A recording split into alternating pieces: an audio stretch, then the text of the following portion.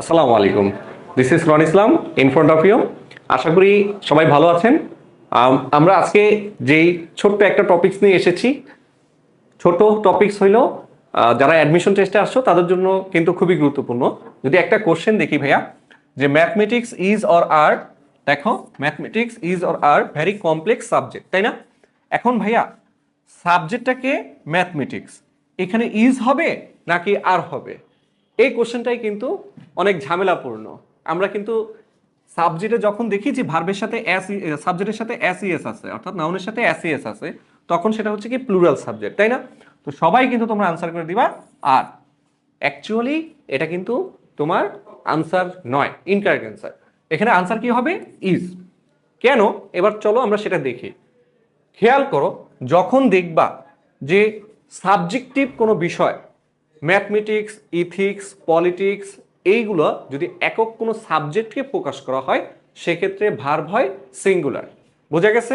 আবার বলছি, যদি সাবজেক্টিভ বিষয়গুলো ম্যাথমেটিক্স, তারপর হচ্ছে কি ইথিক্স, পলিটিক্স, ফিজিক্স, এইগুলো যদি হচ্ছে তোমার সাবজেক্ট হিসেবে ইউজ হয়, তখন তার সাথে ভার্বটা হবে কি সিঙ্গুলার। তো ঠিক একইভাবে প্রথম আনসারটা কি ইজ হইল, ঠিক আছে? এখন যদি আমি তোমাকে বলি যে দ্বিতীয় আনসারটা কি হবে, দেখো এক নম্বরে হিজ ম্যাথমেটিক্স ইজ হবে নাকি আর হবে? এই কোশ্চেনটা কিন্তু তোমরা মানে মাথা ঘুলিয়ে ফেলবা। সেজন্য ভাইয়া দেখো তোমাদের জন্য একটা শর্ট একটা ফর্ম নিয়ে এসেছি। সেটা হচ্ছে, যখন দেখবা যে সাবজেক্টিভ বুকস, ফেমাস বুকস অথবা কান্ট্রি নেম, ঠিক আছে, দরকার নাই, সাবজেক্টিভ বুকস, ফেমাস বুকস, এইগুলোর আগে যদি দেখতে পাও যে ডিটারমাইনার আছে, সাবজেক্টিভ বুকসের আগে কি আছে ভাইয়া? ডিটারমাইনার আছে, তখন ভার্বটা বসাবা প্লুরাল। এমনিতেই হচ্ছে কি তোমার সাবজেক্টিভ বুকস, ফেমাস বুকস এবং কান্ট্রি নেমের সাথে কি বসে? সিঙ্গুলার ভার্ব বসে, যেটা এই যে এই উদাহরণের মাধ্যমে আমরা ক্লিয়ার হয়েছি, তাই না? কিন্তু ভাইয়া কি বলছি, যদি সাবজেক্টিভ বুকসের আগে ডিটারমাইনার থাকে, ডিটারমাইনার হিসেবে কি থাকতে পারে? পসেসিভ থাকতে পারে, তোমার সংখ্যাবাচক শব্দ থাকতে পারে। এই শব্দগুলো থাকলে তখন কিন্তু তুমি ভার্বটা কি বসাবা? Plural verb বসাবা।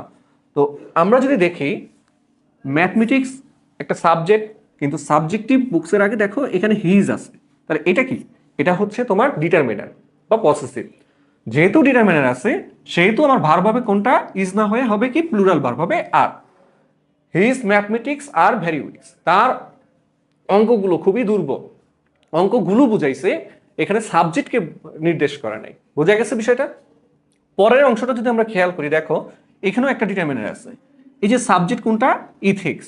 ইথিক্সের আগে কি আছে ভাইয়া? নো আছে। ইথিক্সের আগে কি আছে? নো। নো হচ্ছে কি একটা ডিটারমিনার। তাহলে এখানে ভার্ব হবে কোনটা? আর। দেয়ার আর নো ইথিক্স ইন পলিটিক্স। আশা করি তোমরা বুঝতে পেরেছো। পরবর্তী ক্লাসের জন্য বা যারা সরাসরি আমাদের বেচগুলোতে অফলাইনে এনরোল করতে চাচ্ছ, তাদের জন্য আমাদের ঠিকানা হচ্ছে Rampura Banasree, block C, road number 5, house number 29। তোমার জন্য আমরা অপেক্ষায় রইলাম। আজকে এই পর্যন্তই। Thank you.